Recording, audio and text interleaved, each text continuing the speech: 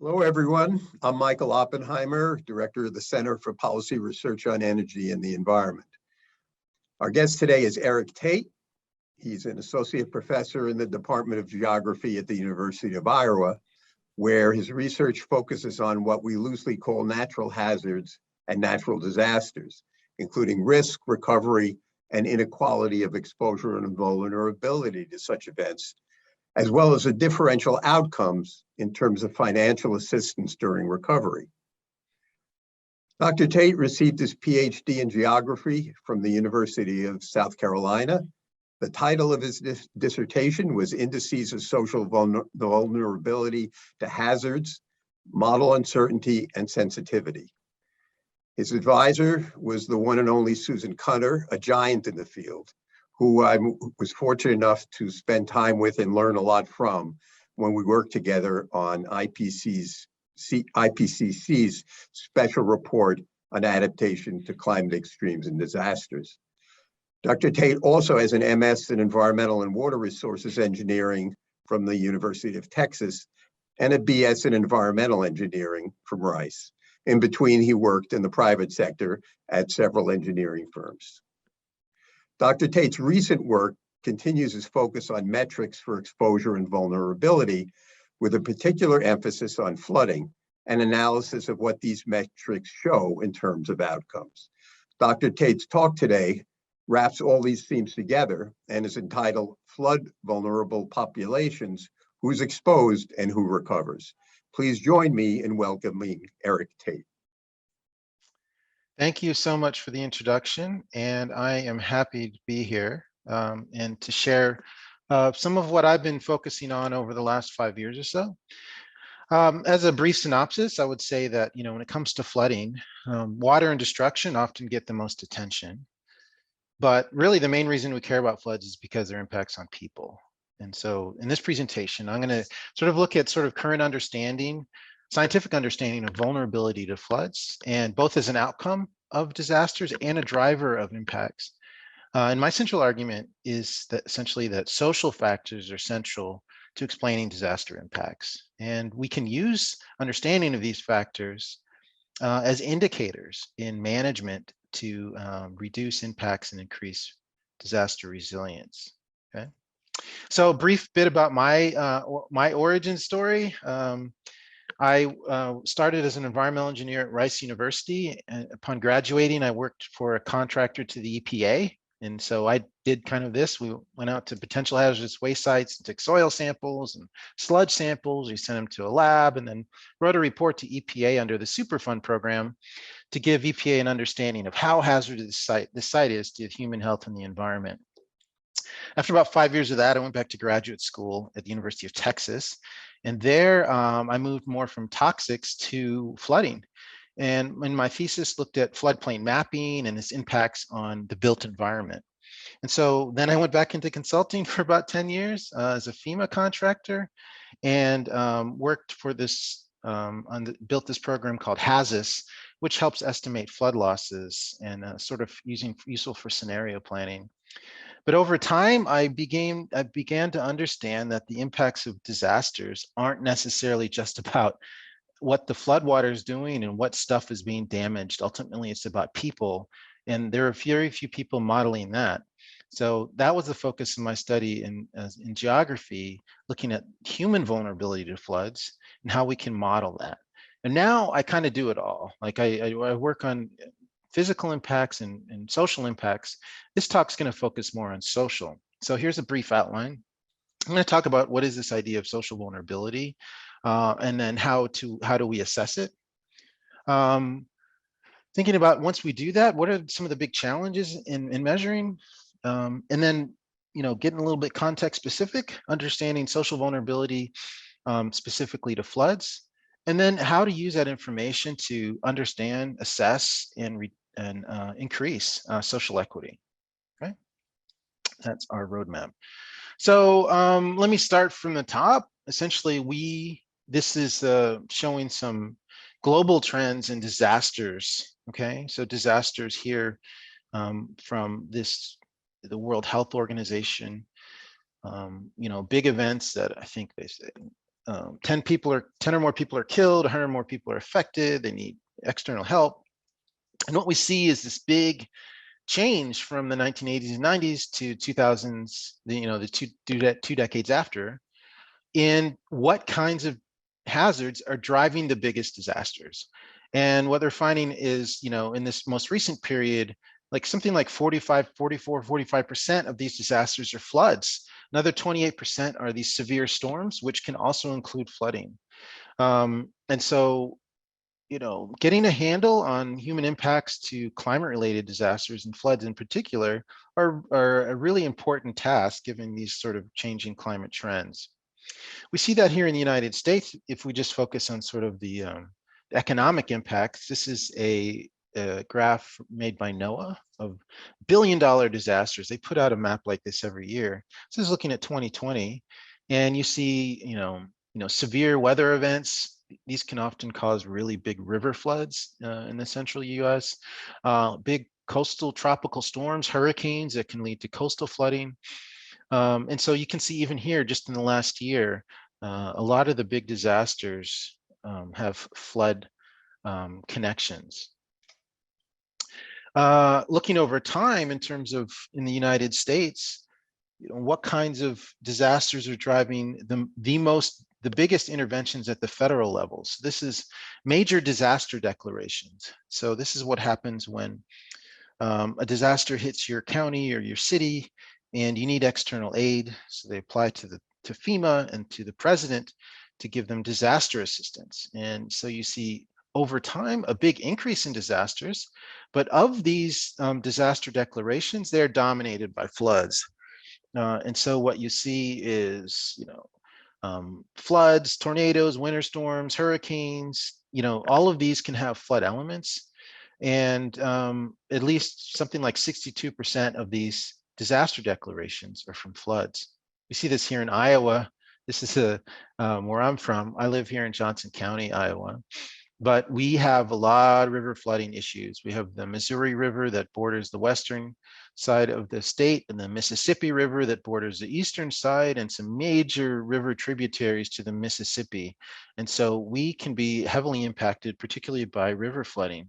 You can see a lot of disaster declarations here in Iowa as well.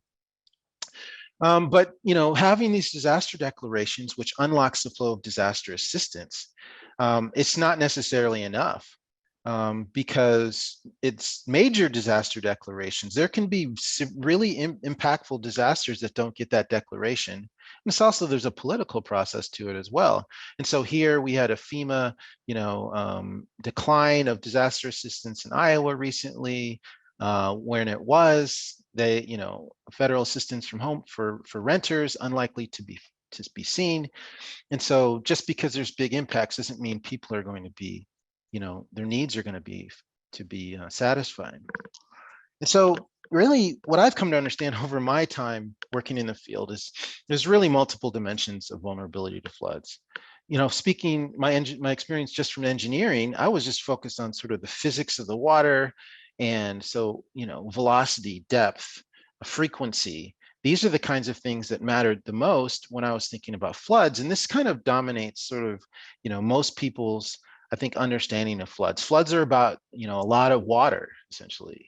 So we model this, and we have all sorts of physical interventions. We also have a lot of management interventions. And so we want to map floods, and we want to respond in real time. We need to harden infrastructure. And so these are part of this disaster management cycle. And so this dominates a lot of the thinking of how we conceive of disasters. But, around the time I went to study geography as a doctoral student, I was understanding like, this is not enough. I turned on the television and Hurricane Katrina, and it's not about, there were stories about the levees failing, but it was just heartbreaking stories of people hacking through their roofs with axes to try and not drown, sitting on highway overpasses. And a lot of these people look like my family. Why is that? And so there's this social dimension that's crucial for understanding disaster impacts. And so my work sort of intersects all three with the main focus on the social dimensions. And so Hurricane Katrina highlighted this, of course. What about people? And so if we have this people-centered focus, we think less about, or don't have so much exclusive emphasis on engineering solutions, and think about populations too. So imagine this is the dam upstream of Iowa City. We had severe flooding in 2008. And so, we build the dam as engineers and we think about how much flow is reduced in the stream and like how many acres of land are protected. But this doesn't really tell us anything about people. We can talk about numbers of people, but also we need to question about who is protected. Thinking about an equity lens, not just because a high number of people are protected, that doesn't mean everybody is. A big aspect for decision making in our country is benefit cost analysis. This is from New Orleans, but we had severe flooding in upstream in Cedar Rapids in 2008. In deciding how to fund flood protection, the U.S. Army Corps of Engineers makes decisions based on benefit cost analysis. And so what they found is on the east side of the river here, where there's a central business district, hospitals, this qualified because the asset value is really high. On the west side of the river, lower income, workforce housing, the cost benefit ratio was not high enough. And so they were willing to fund flood protection on the east side, but not the west side. Okay, so we need to think also about who bears the greatest impact. What about access to evacuation shelters? It's not enough to understand this total capacity and how hardened that is to tornadoes or to floods, but who can access that? What if you're in a wheelchair? What if you have infant children? What if you have medication that needs to be refrigerated?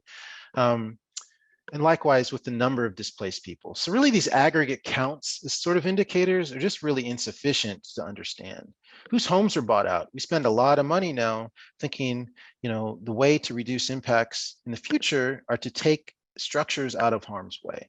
So one approach is to buy out damaged buildings from flooding. So this is modeling of this Normandy Drive neighborhood here in Iowa City. This is the Iowa River. It flooded severely in 2008. And this is what it looks like today, where they had this extensive buyout program where they bought out these homes and just demolished them. And so next flood that hits, you're going to have a lot less impact. But who actually gets to benefit from this, massive expenditure of public dollars? Is this this benefit across the population? And so thinking about social vulnerability is this understanding that there are risks from floods, opportunities in flood recovery. This is not necessarily just about nature. It's really driven by unequal access to opportunities and unequal exposure to risks. We need to look across populations. And this is a result of not of physical processes of how rainfall turns into runoff, turns into flooding, but it's a consequence of the socioeconomic system. And this political ecologist Terry Cannon, he's in the disaster field, essentially says, look, it's more important. We need to think more. It's more important to understand how human systems work as opposed to natural systems. Of course, we need both, but we do spend most of our time thinking about natural systems. And so here's an example. We can spend money repairing houses after a flood, but because of historical housing discrimination through multiple processes that have been heavily documented, from zoning to redlining, racially restrictive covenants, city incorporation, urban renewal, has resulted in far lower home ownership rates for racial minorities than the general population. So what does this mean then when the National Flood Insurance Program or FEMA or the Small Business Administration or Housing and Urban Development come in after disaster and give money based on people who have lost their homes, people that are homeowners? Yet we have these unequal risk and opportunities because of these historical processes. So social vulnerability to hazards is based on the notion that some population groups, have chronic challenges. And as a result, they're more susceptible to disaster impacts. And the reason for this higher susceptibility is economic processing, social processing, political processes, and intersections of these. And so as a result, we have some populations that tend to be more vulnerable. I say populations here, I'm not saying people, because any sort of population trends can be different at the individual level. But we tend to see, after tons and tons of disaster studies, is that households living in poverty, with chronic health issues, that are renters, that have low English proficiency, consistently have greater impacts. And so why should we focus on the vulnerable? Certainly there's plenty of empirical research that demonstrates they're at greatest risk, but also have, in general, the fewer resources to cope with these adverse impacts. And so as a result, you can have interventions that can benefit a lot more people than interventions in places where people have higher coping capacity. And as a result, it's more cost effective. Ultimately, sort of climate change driven impacts to flooding, those who are the most vulnerable also tend to be the least responsible for the increase in terms of, climate emissions and where people are, development trends. And I'll take off my scientist hat for a little bit, and I think it's just morally right. So this is an area where I can sort of combine all of these. All right, so there's this notion of social vulnerability. How do we translate it from this abstract idea into something that we can measure? Okay, and there's a lot of challenges with that. So I work in this area of spatial indicators, okay? Operating from this general principle that what gets measured gets managed. Quantitative values are really useful for planning processes. It links well with other indicators of benefit cost and, a bunch of quantitative measures that are used for decision making. So to take this abstract thing and down to a concrete number can be really useful for a lot of different reasons. I'm highlighting two in this talk, one for sort of prioritizing which projects to invest in, and for allocation of resources. But people, invest into development of spatial indicators for a lot of reasons. And so we may have seen tons of these maps over the last year and a half about COVID risk. So this is an example of a spatial indicator. We take this abstract notion of risk to disease and we put it on a map.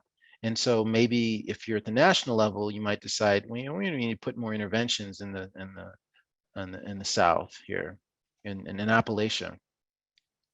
So we have some prominent measures. It's a social vulnerability index that's been built through University of South Carolina. You can see they map this at the county scale and maybe higher vulnerability here in the Rio Grande Valley and the Upper Plains. The US Centers for Disease Control, the CDC, has a prominent measure called the SVI. And so they take 15 different variables and they put them together and they come up with a single measure that you can map across space. The US Department of Housing and Urban Development has this Community Development Block Grant Program, or CDBG, and their measure is low to moderate income population. So they're really looking at sort of the poverty or low income aspects of vulnerability and deciding and allocating and planning resources that come out of that program. The problem is, we're trying to apply these to floods, okay? And so some of my work looks at sort of the validity of these measures. Essentially, if you have a flood disaster, are the places that are impacted the most, could they actually be predicted by these measures? And what we find is like all of these measures are descriptive in terms of putting on a map where these vulnerable populations are, but they don't do, there's big questions on how well they explain disaster outcomes. They're certainly not focused on floods as a specific hazard. They're for all hazards, wildfire, storms, tornado. And they're certainly not focused on mitigation, which is this aspect of disaster management that tries to reduce impacts to future disasters, okay? And so as an example, CDC's Social Vulnerability Index, which has been used a lot by the federal government for allocating resources related to COVID, they say, they build this measure and it can help with emergency response, planning, public health officials, anytime before, during, and after a hazardous event. So it's kind of like this grand solution that you can use for everything. I doubt that, actually, and there's a real potential that if we make decisions based on a measure like this, and this measure is not correct for the hazard we're looking at, what happens to the places that maybe are the highest vulnerable but don't get picked up in that measure? Then we actually think we're making decisions based on vulnerability, but could be actually leaving the most vulnerable behind. What indicators reflect social vulnerability processes? Well, we did some work 5 years ago doing this big lit review for globally, looking at case studies, and looking at evidence of 7 different types of indicators to understand how what's the relationship with these social characteristics and vulnerability to floods. And what we found is like some of these drivers are reported more often than others. And so you can look at this first column and overall frequency. And here you'd suggest maybe conclude that demographic characteristics might be the most important driver, where land tenure or, do you own the land, is the least important. But we also find that some of these interact with others. So here's showing links between each of these drivers. And what we find is that land tenure interacts heavily with socioeconomic status, with neighborhood characteristics, coping capacity, and demographics. And so it actually is important, but only, mainly through its interactions with others. The disaster stage matters. And so a population that is vulnerable in preparedness before a flood may be less vulnerable after. And so we need measures that are tailored to specific hazards and the different disaster stages. And then national income matters. This was an international study, and we found different sorts of results in sort of high income countries and low income countries. So there's not really that many universal truths about who's most vulnerable to floods. Other challenges include sort of geography. If we want to do analyses, we often get demographic data like from the US Census, and we put them in aerial units like counties or zip codes.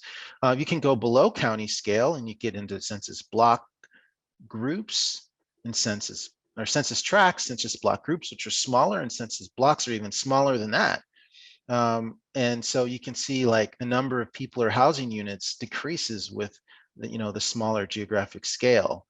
But the challenge is like the data, ultimately you say, I want to get really small scale to have the best sort of geographic understanding. There's a problem with census data in that the error in the measurement is highest at these small levels. So there's a tension between trying to get really highly resolved solutions, but also accurate solutions, that geographers are playing a big role in trying to figure out how to best navigate these tensions. Okay. Even if we get through all this, validating social vulnerabilities measures can be quite difficult. Part of this has to do with the challenge is actually getting disaster outcome data. So people, say there's a major disaster and FEMA has a program where they're allocating resources to households, or HUD is allocating to communities. They collect a lot of data, but that's not always available to researchers to understand how do these outcomes differ with scale across different programs, and depending on what kinds of measures that they're using. So there's still a lot we don't understand. Then when it comes to, which kinds of variables most explain outcomes, there's challenges in geospatial modeling, in that aid is often given at households, but we only have data, say, at zip codes. And so when you model stuff that's at the household scale using zip code level data, it can lead to some results that you might not want to trust. Okay. And so if we want to understand like how good our measures are, how should we validate them? Which programs, which data, which measures?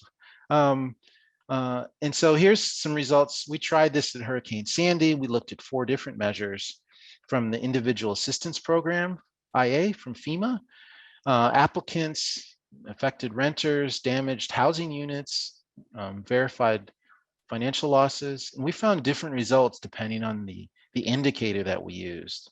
So we need to take real care in how we're doing this. All right, so there's a lot of people, maybe not a lot, but increasing numbers of people looking at these measurement challenges. I'm most interested these days in applying sort of having context specificity of social vulnerability to the specific hazard of floods. I contend that social vulnerability processes, yes, can be generalized, but how people become vulnerable to floods differs in substantive ways potentially from how people are vulnerable from wildfire, or how they're vulnerable to tornado. So we need to have a better understanding if we're going to have program-specific interventions and we really want to be able to help people in an equitable way. So I'm a geographer. One of the principal tools used by geographers is something called GIS, Geographic Information Systems. It allows us to model different dimensions of a problem in computers. So earlier I posited that disasters have multiple dimensions. I said there's physical dimensions and management dimensions and social dimensions. So here's sort of a study from 2010 that looked at the physical dimensions. Here, this is flood depth in Hurricane Katrina. So this is mapped across the city. This is a map of social vulnerability that they created by taking many of those variables that I showed earlier, collecting census variables that represent them, putting them together into an indicator. This is the social vulnerability index that I showed earlier for the nation at the county scale. Okay, but they built it here just for New Orleans. And so you have these different layers and you can put them on top of each other. Okay, and so doing that, you take these three categories in each: high, medium, low, and low, and the social dimension and the physical dimension, and you can get 9. Here, oftentimes we make decisions on what we're going to protect and what places we want to recover by these physical aspects. So looking at flood inundation, you might look at the places with the blue here.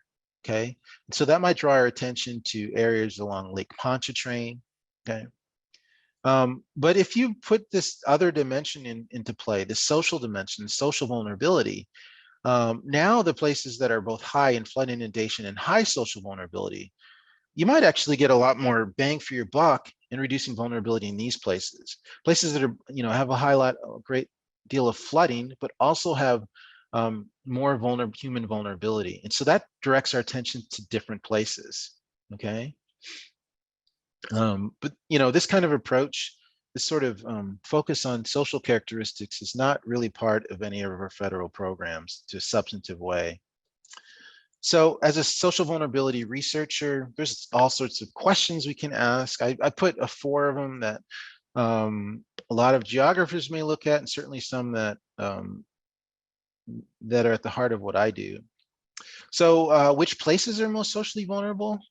Mapping of vulnerability. In these places, who are the most vulnerable? And then related questions of like, why? If we identify these populations, why are these people vulnerable? If we have these measures, we know the who and the where, we can compare that with resources from disaster management and understand equity. And then also examine some of the interacting social and physical dimensions. So I'm going to show you some more recent research that looks at, I guess, these last 3, right? Yeah, so as the mapping part is kind of the easiest. Once you start to get into these interactions, trying to tease these out becomes, can be really challenging. I had the opportunity of participating in a National Academy of Sciences study a few years ago, looking at the, what are the challenges behind urban flooding in the United States? And one of our foci was social dimensions. And we concluded, based on visiting several cities, talking to a lot of people, reviewing documents, essentially in terms of exposure, like who lives in floodplains, is disproportionately those living in poverty, non-white, immigrants, non-native English speaker that live in floodplains, and then other populations, some overlapping, are the most vulnerable, that may not just be living in floodplains, but are impacted from flood disasters. Okay, so we have sort of a qualitative understanding. What about empirically and quantitative? So one of our studies that just came out this year, we looked at sort of understanding pluvial and fluvial flooding at the national scale. So fluvial flooding is what happens in rivers. Rivers overspill their banks and they get in the floodplain and stuff that's affected in the floodplain. Pluvial flooding is a different sort of process. It's from really intense rain events. So you can have flooding in cities and other places that are independent of river channels. And we're seeing a lot more pluvial flooding as climate change effects intensify. And so we built national maps. This is a map of social vulnerability at the census tract scale, which is smaller than county. So you can see the US Southwest and the Black Belt region, the Hurricane Coast, Rio Grande Valley, High Plains, these darker areas, higher social vulnerability. We combine pluvial and fluvial flooding with measures of where people live to understand which places are the most exposed, that have the highest percentage of their area exposed to flooding. And you see a clear signal in the lower Mississippi River Valley and the Central California Valley, the Red River of the North, and the Hurricane Coast, okay? These are two different dimensions, flood exposure and social vulnerability. We combine them in spatial analysis, cluster analysis here, to understand where are the places where these dimensions are the highest, spatially coincident. We used a measure called Local Indicators of Spatial Association, or LISA. And what we found is places that are high in both dimensions, that are spatially contiguous, are really dominant in the US Southeast and Rio Grande Valley. Nationally, these places also are more rural than the average census tract. You can see this density of the high tracts is 73 people per square mile, where the lower 48 states is much higher. The high-low, this is high flooding, low social vulnerability in the dark blue. These are more urban areas, much higher population density. We did this at the national scale. It can be really difficult to see things at local scales because census tracts vary in size. So, we made some maps for selected cities, and you can see these spatial sorts of clusters occur in cities as well. So these are the most vulnerable places in both dimensions combined. Who are the most vulnerable people in these places? And so what we did, there's a lot going on in this table. So let me explain. We looked at the high clusters, okay? These areas in red, which census tracts are in high clusters. And we computed the percentage of each one of these indicators, okay? So, and then we found what the percentage of these indicators are everywhere else. And then the percent change. So essentially, if you go from anywhere into one of these high clusters, how does each variable change? We found the greatest change in indicators of mobile homes and race. And so these are the populations from this study that are the most vulnerable to floods, or at least to exposure to floods, living in floodplains. Now, oftentimes when I start talking about social vulnerability, people automatically just think about poverty.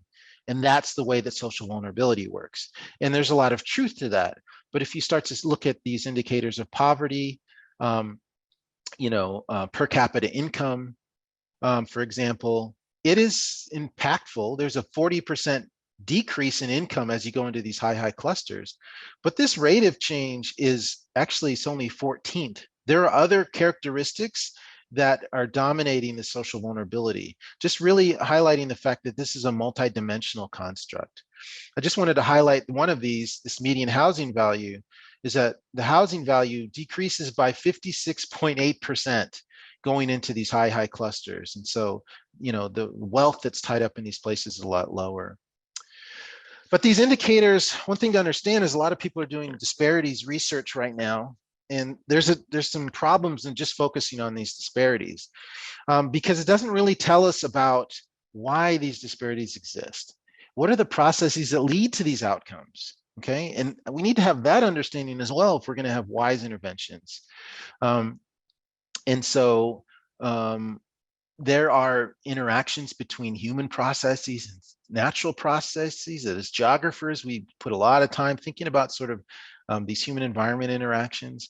I also believe that we need integration between qualitative research that tends to focus on interviews and surveys, for example, and participant observation, and traditional quantitative research, which is what I just showed an example of, doing this spatial modeling, okay? Looking at these last two questions can help us understand the why behind our findings. The results of this cluster study that I showed you, it has some big implications for flood management. There's almost 20 million people that live in these high clusters.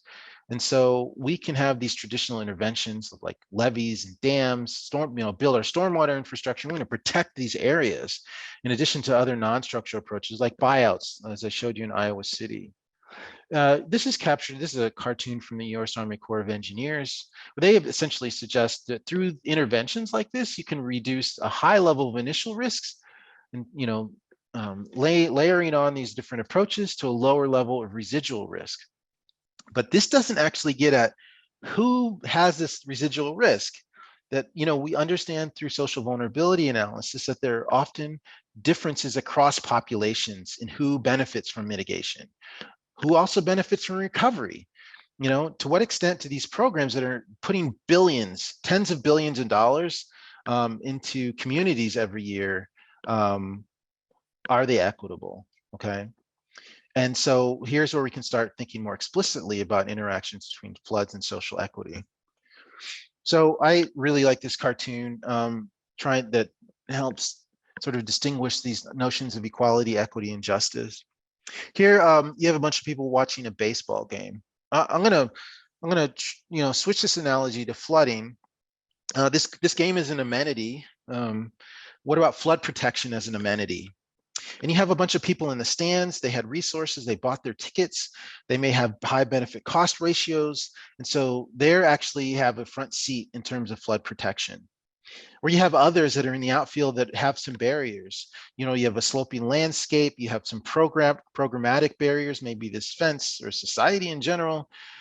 If we take an equality approach, we can say the people that don't benefit from flood protection, let's all give them the same amount of resources.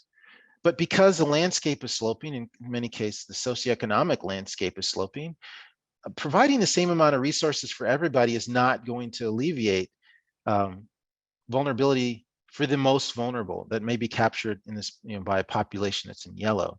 So an equity-centered perspective will understand the needs of people and allocate resources accordingly so that everybody is protected, okay? Now, this is a bit different than justice, which says, we can have all these complex schemes for allocating resources, but the problem is not that. The problem is the barrier itself.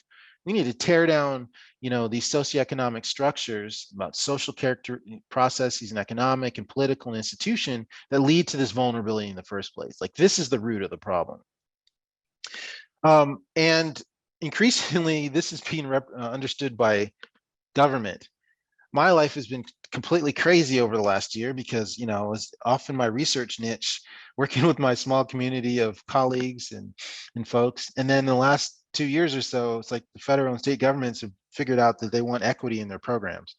So I've have this onslaught of like agencies and business groups wanting to talk to me. So I'm just listing, like, just over the last year and a half, really over the last year, I've probably talked to all of these groups, trying to help them understand about flooding and equity, when in the past they may have just thought about flooding. This is captured in President Biden's, one of his first executive orders, essentially trying to tell each agency to understand the environmental justice implications of their, everything that they do, okay? So there's a high level of policy relevance. So this is not just an academic question about vulnerability. So we can put into play these spatial indicators if we do them right, if we address these measurement challenges and use them to allocate resources. So hopefully we can develop more context specific measures that are valid and use them to address challenges like COVID and flooding. And so I think there's some basic needs. I would say 4 different needs we need to address in order to do that. The first is we need a better understanding of vulnerability processes. Essentially, in this journey from, environmental engineering all the way to geography and focusing on human processes, it's given me a much deeper understanding of like what kinds of data is useful and needed for understanding stuff. And so what I found in my field, especially in the hazards and disasters field, is lots of people do these studies and they come up with these, whiz-bang methods and, they're quantitative and spatial and machine learning and all this stuff. But they're rarely actually informed by an understanding of how social vulnerability works. And I think that's a real problem. So our models are getting ahead of our root understanding. So we need to have more basic understanding of which disaster impacts create the most unmet needs, who is most affected and where are these populations. Then we need to use that foundation to select indicators, do a bunch of modeling, along the way, not to forget emphasis on local capacity, and finally use our understanding from all this to evaluate performance in our measures. So the first of these is sort of understanding vulnerability processes. I showed you a quote earlier by this political ecologist, Terry Cannon.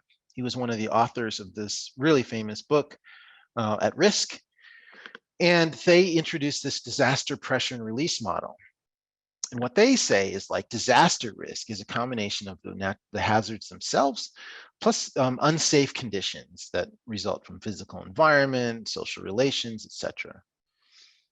But that's sort of a superficial understanding, because why these unsafe conditions exist? It's because these dynamic pressures that are, urbanization and deforestation that are causing these unsafe conditions. But then why these dynamic pressures? And so we get all the way to root causes, and it's about differences in political, social, and economic power that is at the root that actually results in these hazardous conditions for vulnerable populations. If we want to reduce disaster risk, we can't put our emphasis on the hazards. We actually need to reduce vulnerability. We need to reduce this pressure from these social processes. How do we do this? We need to reduce social vulnerability. So working on a study right now. This paper is actually, I think it's a minor revision. I think it'll probably be in press in another 2 or 3 weeks. We did this big lit review of gray literature. So, government reports and nonprofit reports, plus a lot of academic literature, on trying to understand who was most adversely affected in flood recovery. And we found 3 main populations: renters. Eric, let me just say you have 5 minutes. Thank you.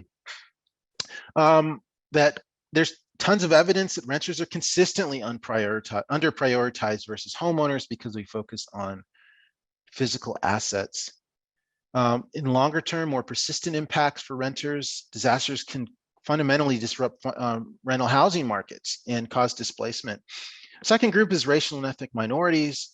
We find that access to disaster assistance is constrained by long-standing discriminatory housing policies. And there's also limited support for those with low English proficiency. So these are some examples, right, of understanding vulnerability processes. Third group we found is low-income households. That they apply, they're disproportionately rejected. Those that are accepted get disproportionately lower levels of assistance. And this is independent of how much damage has been caused at their homes. And, longer term, there's persistent negative impacts. One of the things that we found also is that you can't just look at these variables individually. It's not like there's just renters and there's just minorities and there's low income. There's intersections of these, such that low income renters and low income minorities, they're actually unique populations. And you don't really see this reflected in programs or modeling very much. And to understand this, we need data, but yet there's low data availability in terms of census data to understand these intersections. There's low availability in terms of program data to understand this. So we can't even really figure out how bad the problem is because we don't have the data. So here's an example. A colleague and I, we looked at the places in the United States that have the higher than average disaster losses and lower than average disaster losses, okay? If we compare populations in these places, we find that at the county level, there's not actually differences in the percent Black or Hispanic or Native American or even households in poverty, okay? But when we combine these variables, like looking at, white households in poverty or Black households in poverty, these multiple dimensions, these intersections, then some of these differences become clear. I think we're just not modeling this correctly by looking at these single populations. You see this reflected. So, for example, I think this is New Jersey's new environmental justice law, that they create these spatial zones based on these demographic characteristics and look at sort of investments and exposure to toxins in these places. And they do have some combinations. We need to have more of that to represent this multidimensionality in understanding populations. We need to enhance local capacity. So this is a group I've been working with called Anthropocene Alliance, which actually tries to connect grassroots groups that are trying to resist and protect themselves against flooding. And so giving them technical capacity, connecting them across groups, helping them write grants, for example, and building links with pro bono workers like the AGU Thriving Earth Exchange, which allows hydrologists to volunteer their time to do hydrologic analysis for these local community groups.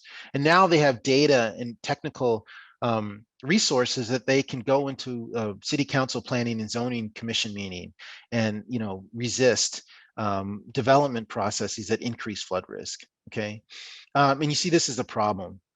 This is quotes from Harris County, which is where Houston is. Harris County Gamble on Flood Control Bond leaves the poor projects in the poorest communities underfunded. They say there's a big lack of trust in elected officials. Historical processes of protecting wealthier places over lower income places. And so we need more focus and resources to build local capacity. To do so, we're going to need more convergence research. So this is research that you have combinations of physical scientists and social scientists and community partnerships, right? So it's focused less on sort of really specific, research questions and focusing more on pressing societal needs that have deep integration across disciplines, where you find that the solutions, you can't say, well, this is a physical science solution, this is a social science solution. You can't pull them apart. That's convergence research, and we need more of that. And we need to integrate this at local scales. We're getting more and more disaster data. We can model this spatially. We need to understand how this changes across processes and outcomes, okay, using all of these different disaster programs. And what we know is like the way that we're doing now, our status quo investments are likely to keep perpetuating inequities. And you see these inequities pop up in study after study after study after study, okay? And so one way, this is what Harris County's done. They've decided that they want to, in deciding where they're going to prioritize which places to mitigate first, they're also going to introduce a social vulnerability factor. So in their guidelines, this is going to be 20% of their ranking process. And so it can start to satisfy equal protection, protection for all, and satisfying, boosting human well-being. So maybe we can model social vulnerability. We can insert it in decision-making processes, but very few people are doing this. We need best practices. We don't know how good our current measures are. And then, of course, there can be societal backlash. You see this headline from the New York Times: the climate plan focuses on the minorities. Not everybody likes it. I don't think this is a fair representation of what they did.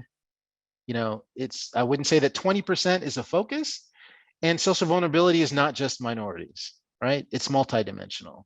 But you can have this pushback from the status quo. Some people are not going to have as many resources as they had in the past, and often these groups are politically powerful. So where do we stand with social vulnerability? Wrapping up. We know that there's significant inequities in exposure and recovery. We have better understanding of who these populations are and how they are, but we need a lot more work. What we do know is if we keep doing the same things, it's not going to fix it. We need an equity focus, and we can do this through modeling social vulnerability, building valid models that are using strong practices and local scale data, and then we can use these to evaluate to what extent our programs are equitable, what extent people's exposure is inequitable, new plans, are these equitable? Okay, and so I'm doing a lot of this work, understanding what's driving disproportionate social vulnerability, looking back. We're doing a study looking at historical redlining and seeing how that connects with current flood exposure. We're doing household scale analysis for individual assistance from FEMA with Hurricane Harvey.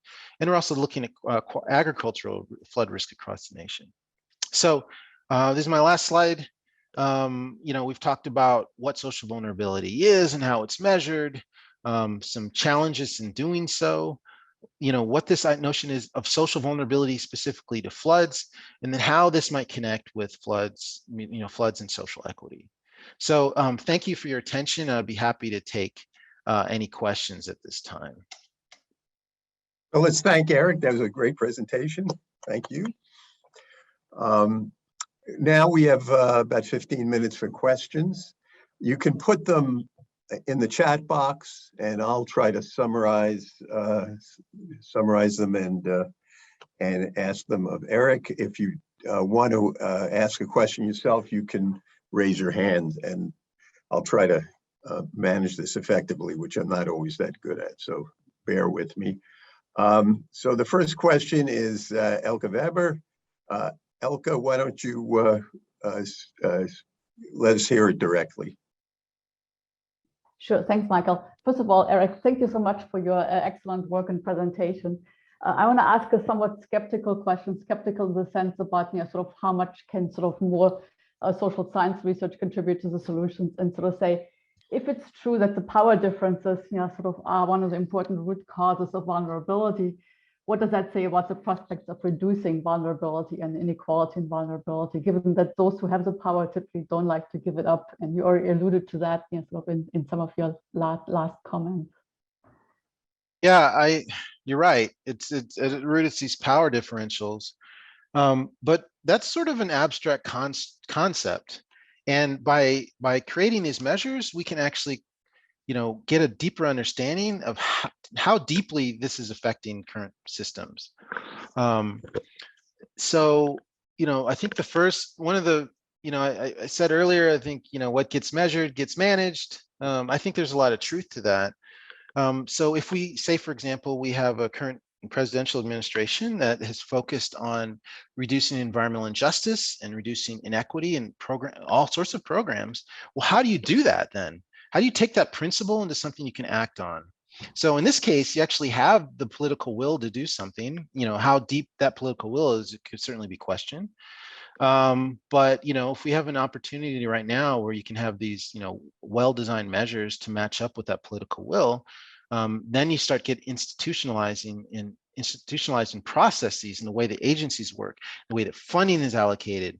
I'll give you an example. The FEMA BRIC program, that's brand new. They're allocating $500 million a year to pre-disaster mitigation to communities. So let's try and do stuff in advance. An ounce of prevention is worth a pound of cure kind of thing. But in their first sort of ranking of how projects are going to get funded, it's all physical measures, right? And so, lots of people have been critiquing, like, this is not enough on sort of enhancing, allowing people local capacity to apply for these things. And there's no sorts of prioritizing of places that are the most vulnerable. And so you can interject some of these principles in decision-making processes. In this case, $500 million a year. HUD is allocating billions every year. It can start to make, I think, a concrete difference. So I share your skepticism, but I'm also optimistic more than ever, actually. Good. Optimism, always good to hear. From an anonymous audience member, when using these maps of vulnerability measures to decide where to send aid, is it common to divide the area of the counties by population? Counties with large area and low population would be overemphasized on these maps as is. Yeah, so yeah, we do that. Notice that a lot in geography, right? If you map, just by population and you allocate resources by that, it's not going to be equitable. But a lot of it depends on the individual programs. So, HUD, for example, they allocate money to states. And so then states allocate it to the localities. So whatever sort of the decision-making units for the states are, is going to matter. Other places may allocate by different sorts of census geographies. So you're right about sort of the units matter. But if you're FEMA looking nationally, you're more likely to look at something like counties. If you're just a state, you might be looking at communities or zip codes or census tracts, smaller scale units.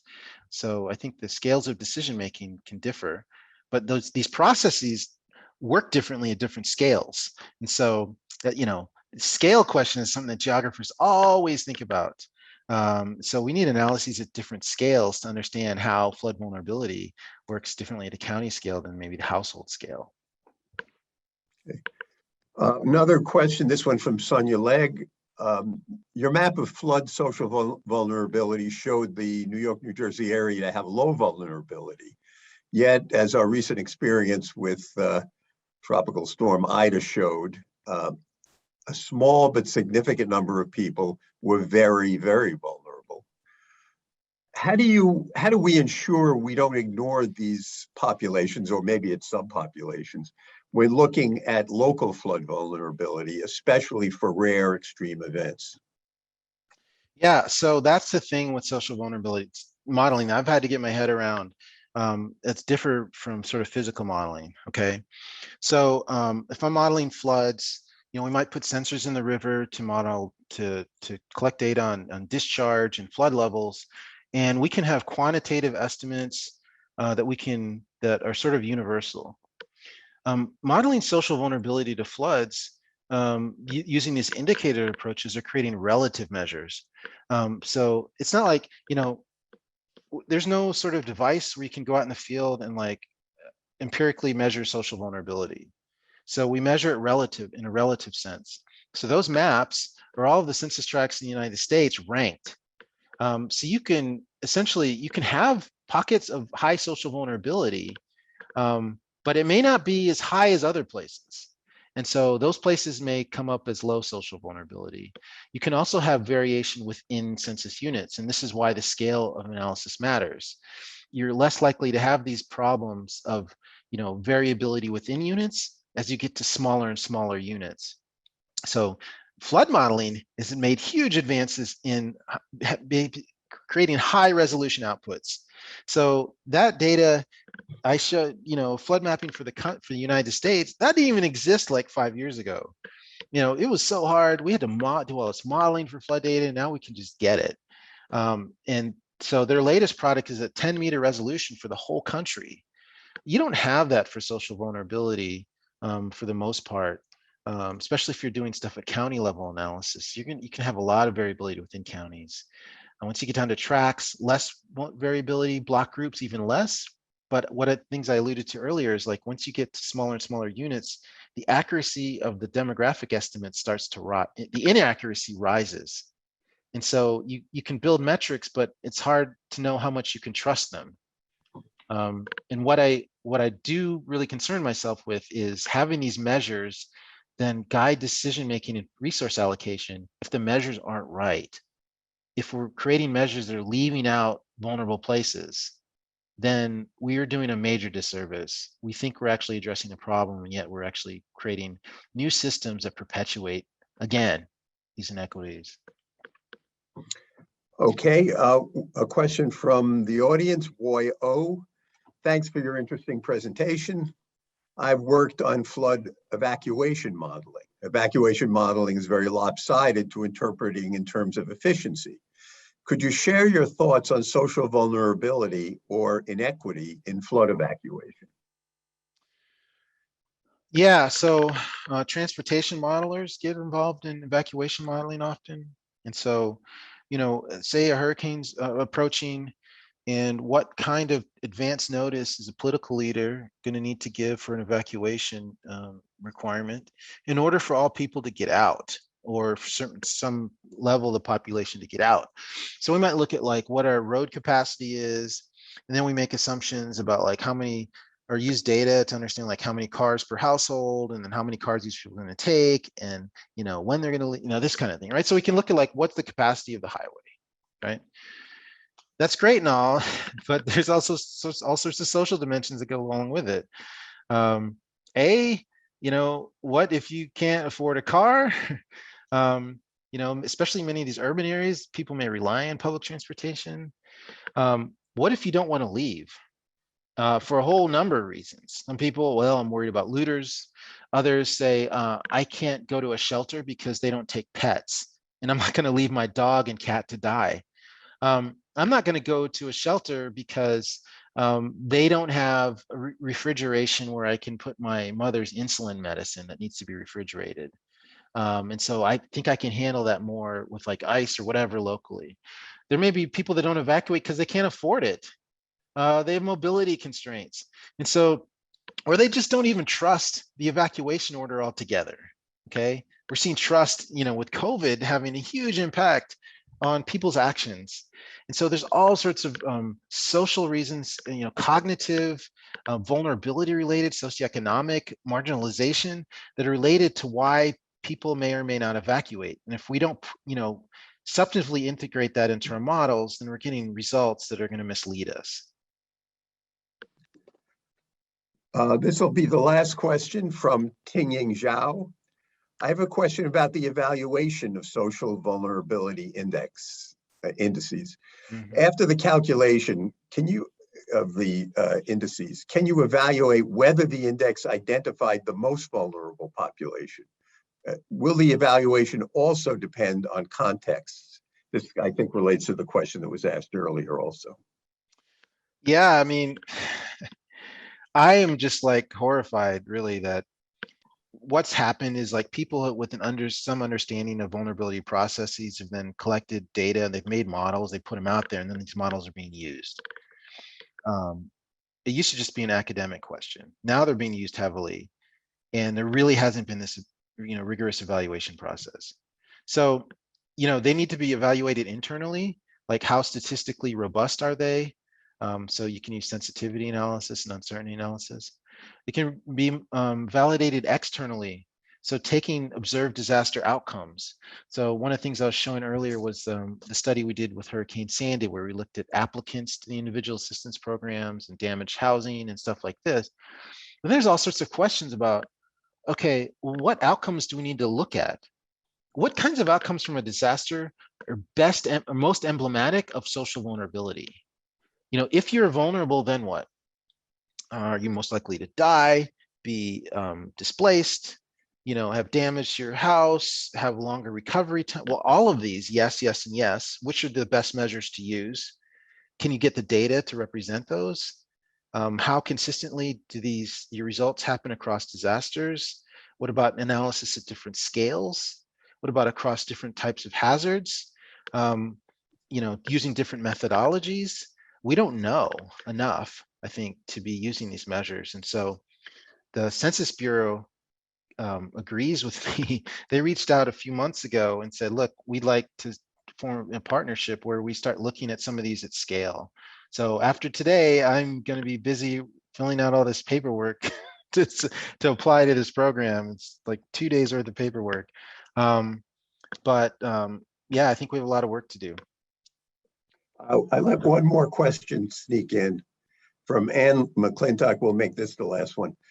Thank you for an excellent talk. At the beginning of your talk, you referred to gender, women and children as most vulnerable and least responsible. Gender seemed then to disappear as a category, and categories such as race, minorities, and low income dominated. Of course, these overlap in every instance. But could you speak to how these modeling measures do or should address gender vulnerability and inequities specifically? Thank you. Yeah, so there are some gendered variables that are commonly used, things like female-headed households or female labor force participation. But I don't fundamentally believe that there's a strong enough connection between the variables we use and our understanding of vulnerability processes. And so one of the things I've been doing in my research is putting a lot of time focusing on disaster case studies that are qualitative researchers. They can go into one disaster, one case, and get really detailed, and then look at like 50 or 100 of those studies to try and understand what's generalizable. So yes, gender-based social vulnerabilities are a real thing that are persistent and serious. What we found in our most recent lit review on flood recovery is that the characteristics of renters, minority, and low income were the most, they came out in the most studies to the highest degree. So there are other characteristics that didn't make the top 3. There was just less evidence for it. And so some of that is like, is that actually happening less? Some of it may be our researchers looking at that less. So there can be bias in the researchers themselves. And so that's another challenge with like, who's doing the studying? Like what kinds of understanding of processes and bias are we bringing into the analysis that we do? So yes, I think there needs to be more attention to sort of gender-based elements of social vulnerability. Great. Well, we have to stop there. Let's all thank Eric Tate for a brilliant talk and one that will stimulate, I hope, a lot of thinking here in our program. Thank you, Eric. Thanks.